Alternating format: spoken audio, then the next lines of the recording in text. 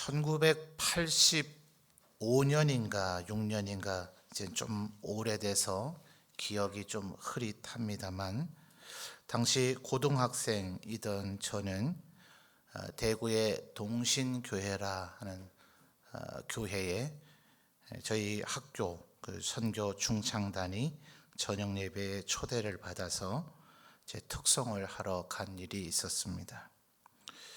어릴 때에 부모님에게 선교사님들을 얘기를 곧잘 듣곤 했었어요. 아버지가 일하시던 곳이 선교사님들과 함께 일하는 그런 곳이었기 때문에, 그런데 그때 말씀하셨던 선교사님들은 우리 성도님들도 과거에 혹시 경험이 있으신 분들 모르겠습니다만 서양 선교사님들이에요. 지금도 부모님 통해서 저는 뵌 일은 없는 분들이고, 들었던 가장 충격적인 얘기가 나중에 제가 직접 그렇게 해보진 않았습니다만 몇몇 분들에게 말씀을 이렇게 드리니 맞는 얘기라 그러시더라고요.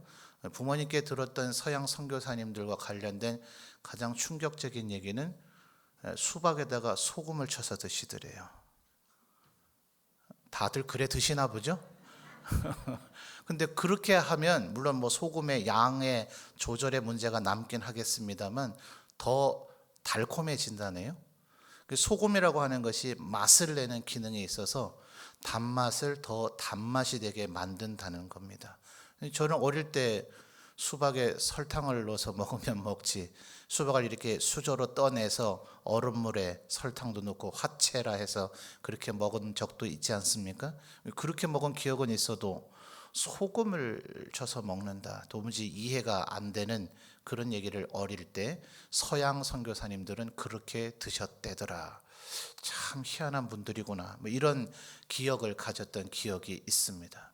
그러니까 제게만 하더라도 선교사 그러면 눈이 퍼렇고 얼굴이 허연 서양 선교사님들이었지, 우리 한국인이 선교사가 돼서 해외에 나가서 선교를 한다, 이것은 개념적으로 그게 이해가 잘 안 되던 그 무렵이었어요.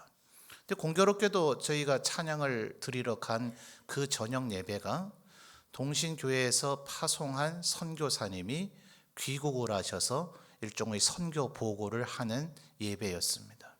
저에게는 난생 이제 처음 겪는 한국인 선교사, 해외에 나가서 사역을 하고 있는 한국인 선교사가 들어와서 선교 보고를 한다.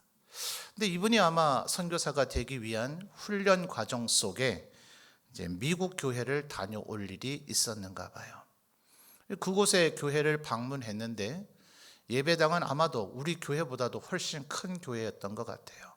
엄청나게 크고 그 안에 내부 시설은 거의 궁전을 방불케 할 정도로 화려하고 웅장한 그런 예배당인데, 연로하신 어른들 그저 수십 명이 예배를 드리고 있더랍니다. 지금은 조금 인원이 줄긴 했습니다만 당시 1985년 6년이나 제가 신학교를 다니던 1997년에서 2000년 어간까지도 우리 교단의 신학교는 전 세계에 있는 단일 신학교 중에서는 학생이 제일 많은 신학교였어요.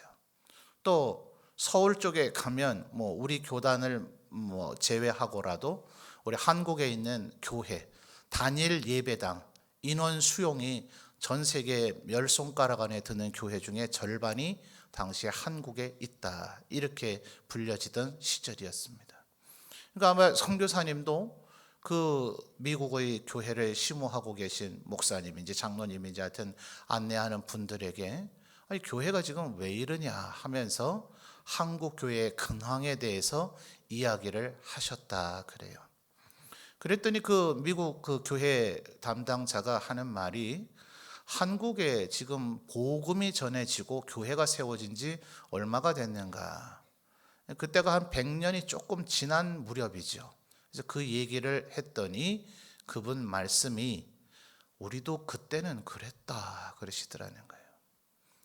그 나라도 미국도 혹은 유럽도 그 나라들도 복음이 전래되고 한 100년 어간 지난 그 무렵에 그 나라의 복음의 열기 하나님을 향한 믿음과 헌신의 열기가 뜨거웠을 그때에는 예배당마다 성도들이 가득 차 있고 신학교에는 신학생, 목사가 되고자 하는 사람들도 흘러 넘치는 그런 시절이 있었으나 너희도 우리처럼 되지 않도록 주의하라 라는 얘기를 그 미국의 교회 관계자분들이 하셨다라고 하면서 우리도 끊임없이 더 전도하고 선교하지 않으면 안 된다는 그런 메시지를 전하셨어요.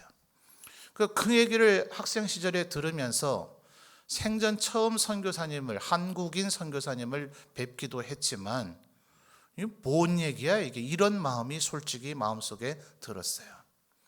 덕담을 하고 축복을 하고 조국 교회에 고맙다는 얘기를 하고 이 내 모국의 교회가 도와줘서 내가 선교 사역을 잘 감당할 수 있다고 하고 이 모국 교회가 더욱더 부흥성장하면 좋겠다라는 얘기를 해야 마땅할 터인데 서양 교회들처럼 노쇠해지지 않도록 주의하라라는 얘기를 하신다는 것이 제게는 적지 않은 충격이었어요. 여러분도 기억을 잘 더듬어 보시면 1985, 6년 어간쯤에 우리 조국 교회에 그런 어려움이 닥칠 것이라는 상상은 아무도 하지 않았을 겁니다. 아무도는 좀 어폐가 있을지 모르지만 대부분 그런 생각은 하지 않았을 거예요. 목사님들끼리 하는 조금 거친 농담 섞인 말로 1970년대, 80년대까지만 하더라도 어디든지 십자가의 깃발만 꽂으면 교회는 된다라고 자신만만해하던 시절이었고 실제로 어느 정도는 그랬습니다.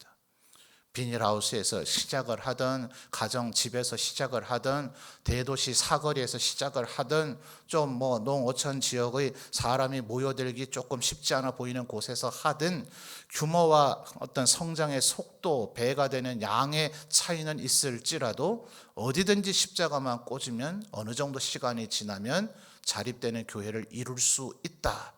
그렇게 자신만만해하던 시절이었기 때문에 저게 지금 조국 교회를 향해서 할 말인가, 솔직히 그런 거부감과 반감까지도 들었었습니다.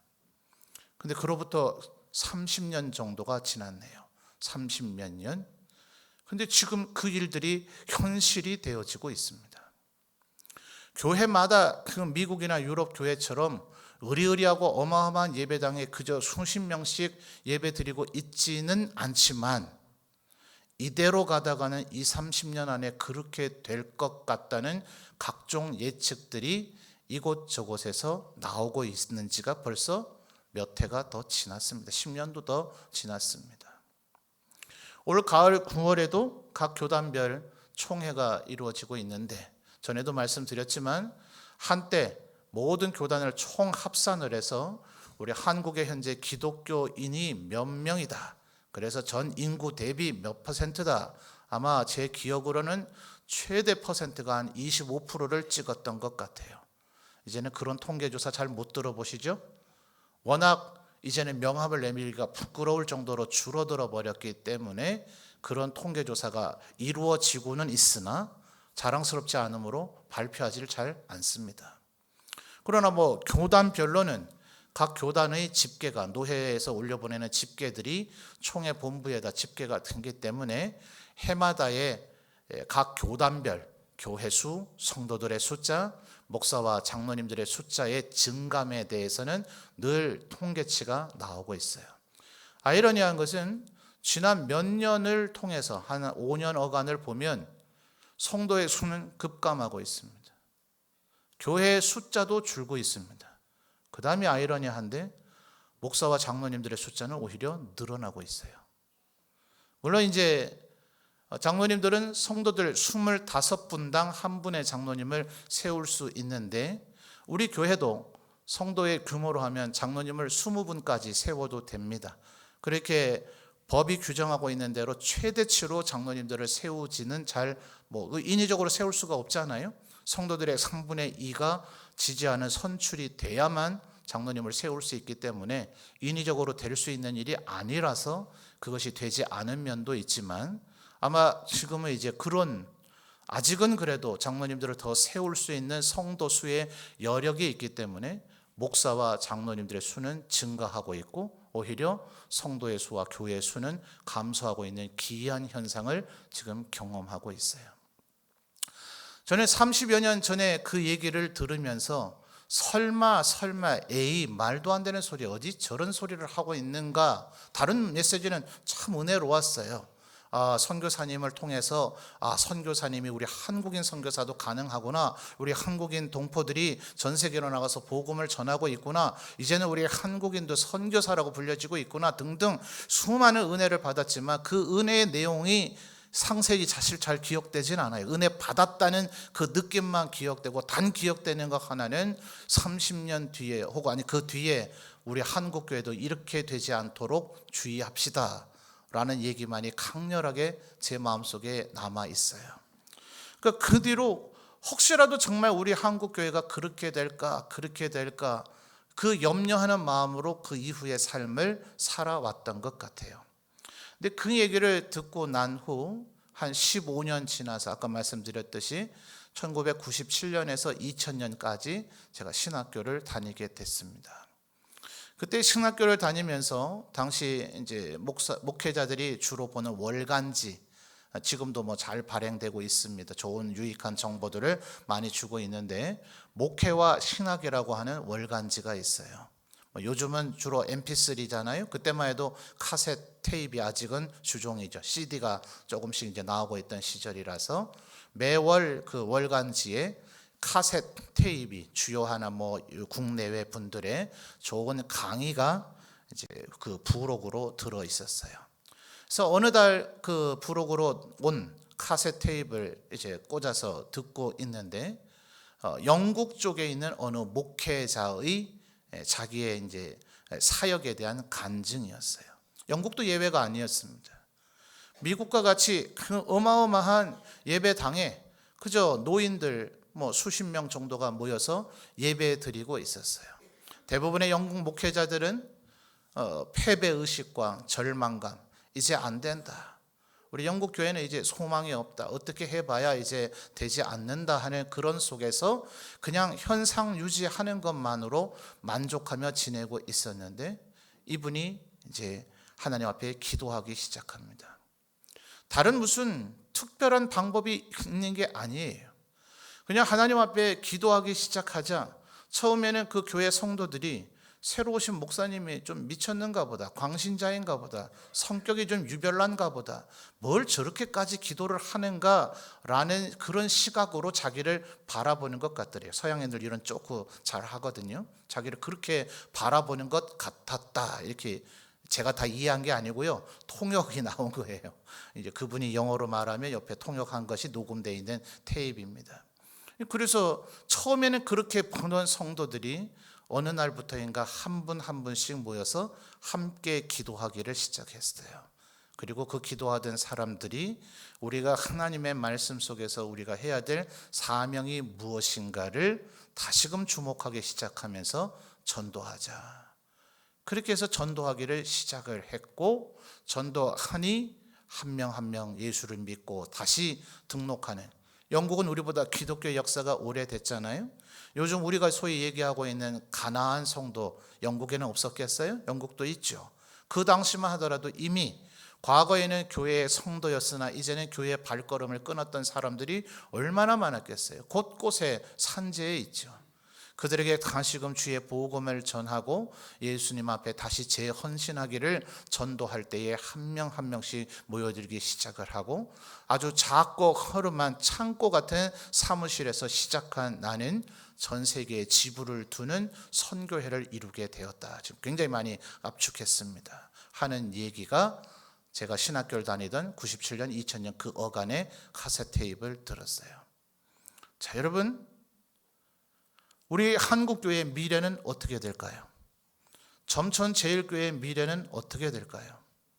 전 세계 교회의 미래는 어떻게 될까요? 날이 갈수록 부흥할까요? 날이 갈수록 쇠퇴할까요? 그 양면의 기로 속에 우리는 서 있는데 답은 명확합니다.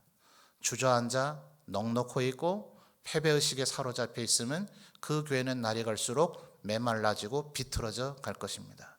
그러나 하나님께서 우리와 함께 하시고 도울 것이라는 믿음을 가지고 믿는 자에게는 능치 못함이 없다는 마음 가지고 복음을 전하는 교회는 그것이 어느 시대이든 어느 나라이든 나라 안의 형편이 어떠한 형편이든지 간에 혹여 그 나라 사회와 정부가 기독교의 적대적인 사람들로 가득 차 있다 하더라도 놀라운 부흥을 경험하게 되어질 줄 믿습니다.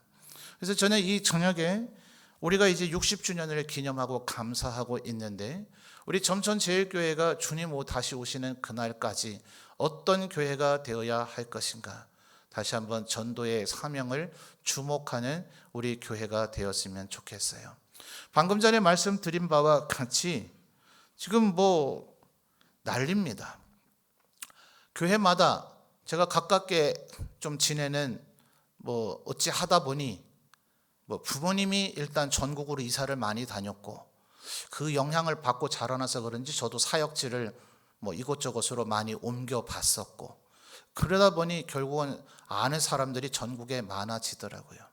그래서 이렇게 저렇게 만남을 갖는 성격도 그다지 소극적이지는 않고 제가 신학교 1학년 때는 동료 학년들이 신대원 원우회장 출마하려고 준비하고 있는 거냐 이러면서 자기들이 제 참모가 돼주겠다고 한번 팀을 꾸려서 출마해 보자고 그런 제안까지 했습니다. 전 그런 건 관심은 없거든요. 그냥 사람을 사귀는 게 좋아서 전국에 아는 분들이 제법 많아졌습니다.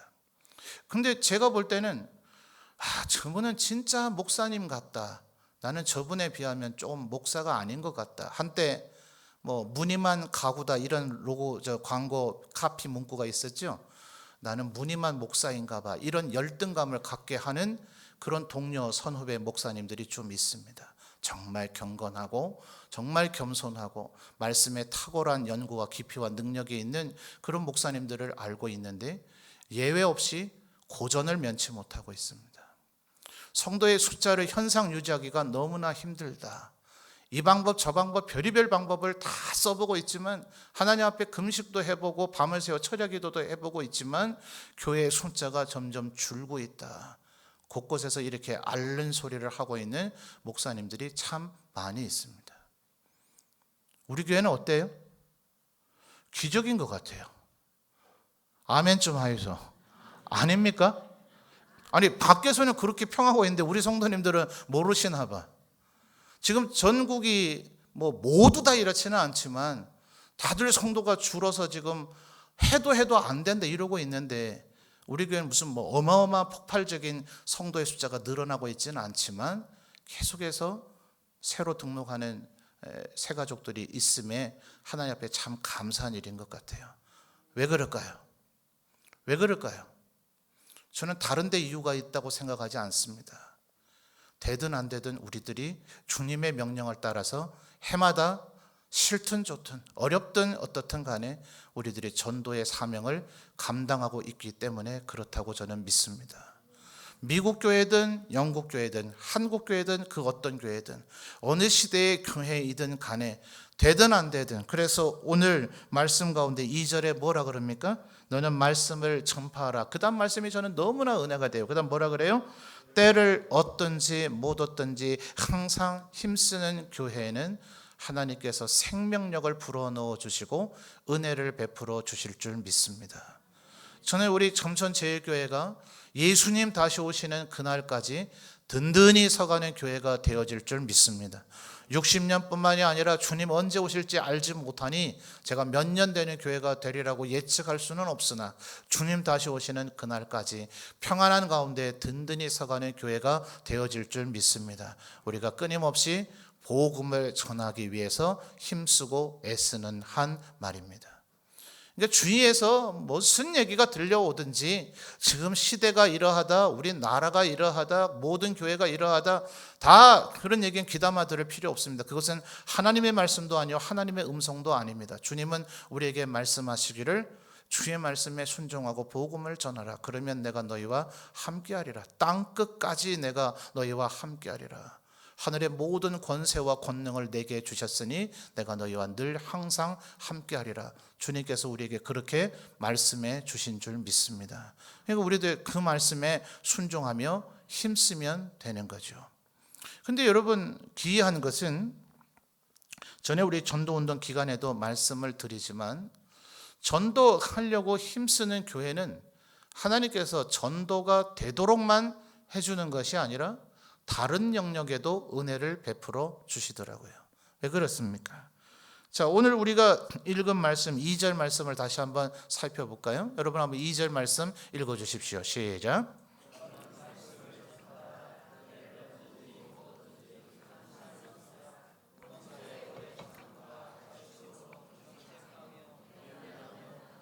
아멘. 자, 2절에 뭐라 그러죠? 너는 말씀을 뭐 하라고요? 전파하라. 때를 얻든지 못 얻든지 항상 힘쓰라. 범사의 오래 참음과 그다음 뭐죠? 가르침으로 경책하며 경계하며, 그다음 마지막 단어 뭐예요? 권하라. 이제 우리 성도님들 외우실 것 같아요. 이건 누구의 사역입니까? 예수님의 사역이었죠. 복음서를 보면 예수께서 각 마을과 각 동네를 두루 다니시며 전파하고 가르치고 고치시더라. 고치는 건 병을 고치고 귀신을 쫓아내는 건데, 우리 평범한 인간들, 하나님의 백성들에게는 하나님께서 특별한 은사를 주신 이들만 그 능력을 행할 수 있었겠죠. 그러나 보다 보편적으로는 귀신을 쫓아내든 육신과 마음의 질병을 고쳐내든 가장 근본적인 것은 마음을 다스려야 됩니다. 그런데 그 마음을 다스리는 것은 이 권면, 바나바가 주로 힘써 행했던 권면과 위로의 아들이다. 그래서 권위자라 불려졌던 그 바나바가 했듯이 우리 모두 다 귀신을 쫓아내거나 병을 고쳐줄 수는 없을지라도 그 사람의 마음을 위로하는 권면은 할 수 있거든요. 그래서 바울 사도는 예수님의 사역을 보다 일반화해서 전파하며 가르치고, 이것은 똑같지만 고친다 하는 것을 권한다는 것으로 바꾸어서 그의 서신서, 지금 디모데후서도 그렇지만 골로새서에서도 그렇게 명하고 있습니다. 말하자면 복음을 전하는 이것은 예수님께서 행하신 사역을 그대로 하는 것이기 때문에 하나님께서 반드시 우리에게 복을 주실 겁니다. 또 7절과 8절을 보십시오. 나는 선한 싸움을 싸우고 나의 달려갈 길을 마치고 믿음을 지켰으니 이제후로는 나를 위하여 뭐가 예비되어 있어요?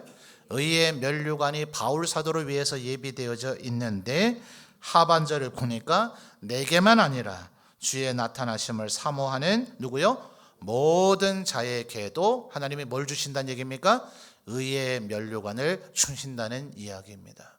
그러므로 우리가 되든지 안 되든지 복음을 전하는 일을 끝까지 주목하고 기회를, 때를 얻을 때마다, 또 혹은 못 얻을 때일지라도 우리가 힘을 다해서 복음을 전하면 우리 교회가 든든히 평안히 서가는 것은 물론이거니와 우리 성도들의 삶에도 하나님께서 은혜와 축복을 베풀어 주실 줄 믿습니다.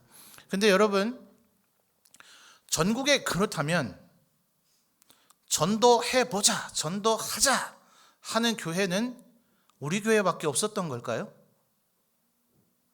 물론 요즘 안 된다, 어렵다, 성도수가 줄고 있다고 하지만 전국을 꼼꼼히 뒤져보면 여전히 부흥하고 성장하고 있는 교회는 우리 교회만은 아닙니다. 제가 모든 교회를 다 리서치하고 연구하고 조사한 것은 아니에요. 그런데 전도를 하는데도 불구하고, 하겠다는 의욕을 가지고 열심을 다해서 하는데도 불구하고 열매가 나타나지 않고 별 의미가 없는 교회가 있는가 하면, 그렇게 열심을 다해서 전도할 때마다 하나님께서 풍성한 열매를 주시는 교회로 최소 두 부류로 나눠지는 것 같아요. 왜 그럴까? 원인이 뭔가? 그 부분에 대해서 명확한 결론은 내릴 수 있을 것 같아요. 여러분, 전도를 하다 보면 당장 복음을 전하는 그 현장에서 모든 사람들이 아우 기다렸어요. 안 그래도 난 누군가 와서 복음 전해 주기만 기다렸어요. 좋아요. 내가 예수 믿겠어요 하면서 따라오던가요?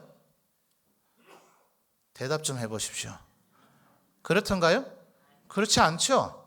안 온다고 하더니 당일날 보니까 나보다 먼저 교회와 나타나 있어서 놀라신 적도 간혹 있으시죠? 저 사람 안 온다더니 왜 왔나, 이런 생각이 혹시 속으로 드신 적은 없나요? 현장에서의 반응은 언제나 싸늘해요. 냉정합니다. 왜 그럴까요? 복음을 전하는 것은 무슨 복음을 전하는 테크닉과 기술을 연마하는 게 아닙니다. 복음을 전하다 보면 우리는 이 생명의 능력의 복음이 왜 전해지지 않을까? 이 현상 앞에 자주 직면하게 될 거예요. 우리만 그랬습니까? 예수님의 제자들 사도들이 그랬죠. 예수님께서 둘씩 짝지어서 70인을 짝지어 보냈을 때에 어떨 때에는 예수님 우리가 나갔더니 심지어 그들은 복음만 전한 것이 아니라 병도 고쳐줬고 예수님이 했던 그대로 아직 예수께서 부활 승천하시고 나서 오순절에 성령님이 임하시기 이전이었는데도 불구하고 그들에게 하나님께서 권능과 은혜를 주셔서 병도 고치게 되고 귀신도 쫓아내게 되고 또 마귀가 하늘에서 뚝 떨어지는 그런 것까지 우리들이 목도했습니다라는 사도들이 너무나 신이 나서 예수님에게 마치 어린아이같이 그렇게 보고하는 대목이 복음서에 나옵니다. 근데 그 똑같은 70 성도가 70 제자가 어떨 때는 복음을 들고 나갔는데 아무 일도 행하지 못하는 무기력함을 발견하게 되더라는 거예요. 자, 이 차이가 뭐냐? 바로 이것이 전도하는 교회가 성장하게 되는 이유이기도 합니다. 그러니까 전도만 하면 제발 이 교회에서 혹은 이 설교나 성경의 메시지 가운데 강조점이 무엇인가를 찾아야 되고 그 강조점만 바라보고 끝내는 우를 범하지 말아야 돼요. 여러분, 기도는 모든 문제를 해결하는 열쇠인 줄 믿습니다.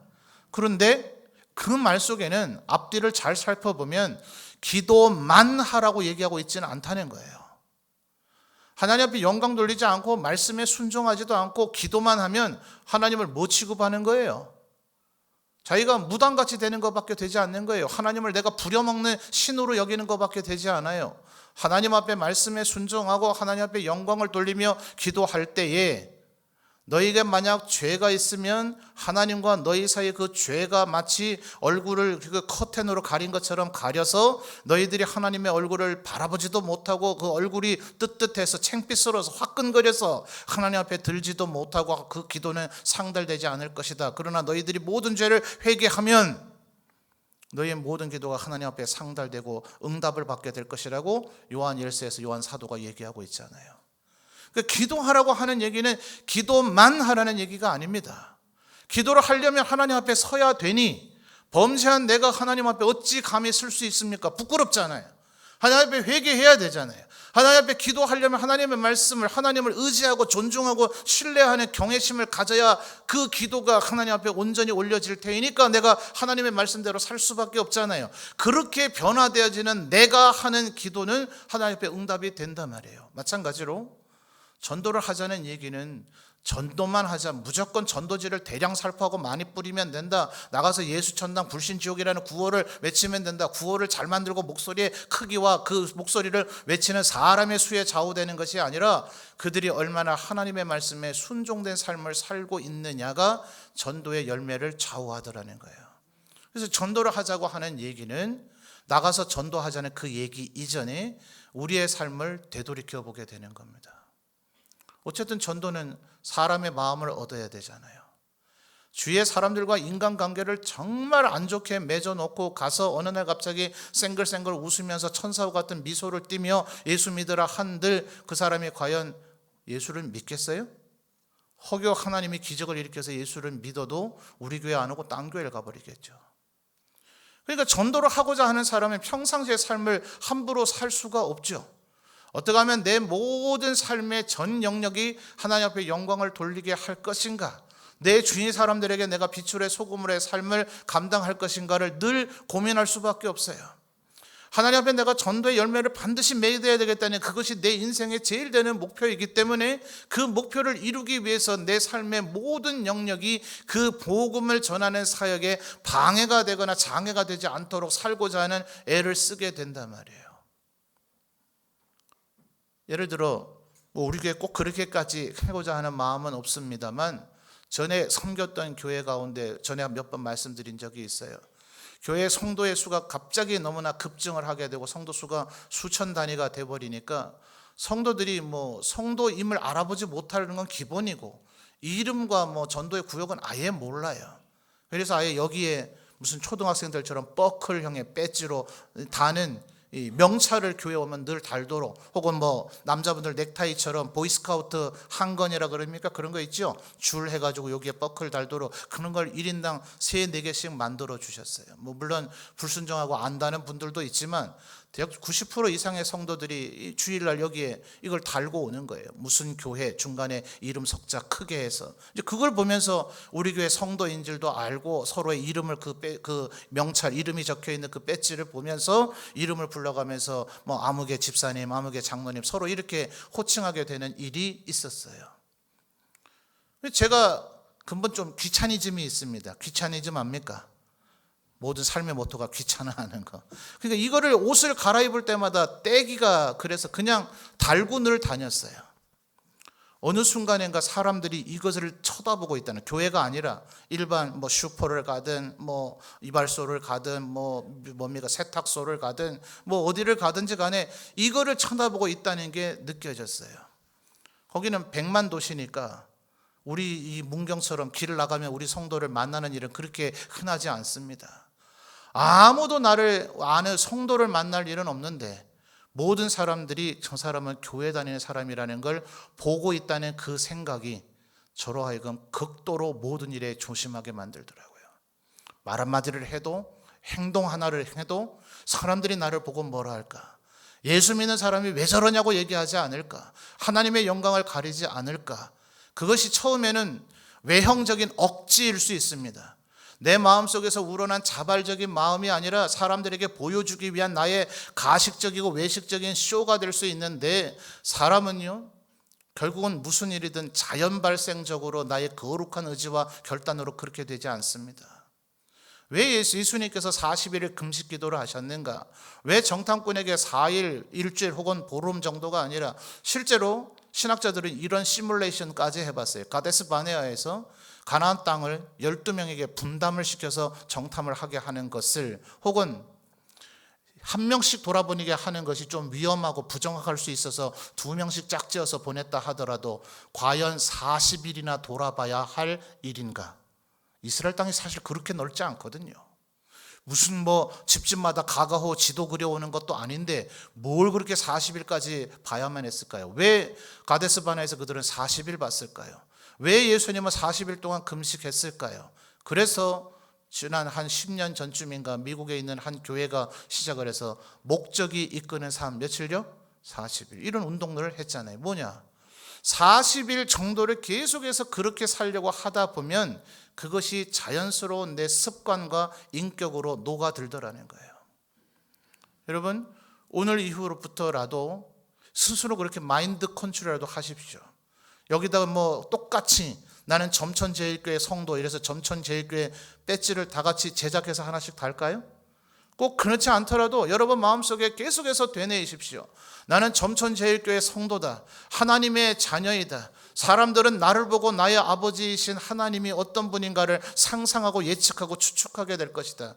우리는 절대로 함부로 말하지 못할 겁니다. 절대로 행동하지 못할 거예요. 그 아무 일이나 무조건 막 할 수 없을 거예요. 그런 마음가짐으로 살아가면서 그것이 나에게 인격이 되어질 때 우리의 전도는 더 큰 열매를 맺게 될 것이고 우리 교회는 더 평안하고 든든히 서가게 될 것이며 하나님은 여러분의 심령과 가정마다 축복을 해 주실 것이라고 저는 믿습니다. 바로 이것 때문에 무슨 전도하자, 그래서 성도의 수가 늘어나게 하자 이것이 아니라 전도하기를 애써본 사람은 전도가 되게끔 하려면 내가 뭘 고쳐야 될까를 고민하고 그것을 고쳐가는 과정은 반드시 나를 하나님 앞에 존귀한 존재로 만들어 갈 것이기 때문에 그 사람은 복받지 않을 수가 없어요. 전도하면 복받는다 이렇게 두 단어로 쾅 건너뛰는 것이 아니라 전도하는 사람은 전도가 왜 안 되는가를 고민하고 전도를 되게 한 방법이 무엇일까를 고민하기 때문에 하나님 앞에 거룩하고 영광되고 의로운 존재로 살다 보면 그렇게 사는 사람에게 전도가 되게 하시고 하나님께서 복 주신다는 거예요. 이 진행 과정 이해되십니까? 그래서 중간 과정을 생략하더라도 전도를 하면, 전도를 힘쓰면, 전도를 주목하면 궁극적으로 그 사람은 하나님 앞에 복받게 되어져 있다 하는 것이에요. 아멘입니까? 이 마음을 우리의 마음속에 꼭 새겨서 하나님 앞에 영광 돌리고 또 하나님 앞에 은혜와 축복을 받아 누리는 우리 점천제일교회 모든 성도들이 되시기를 주님의 이름으로 축원합니다.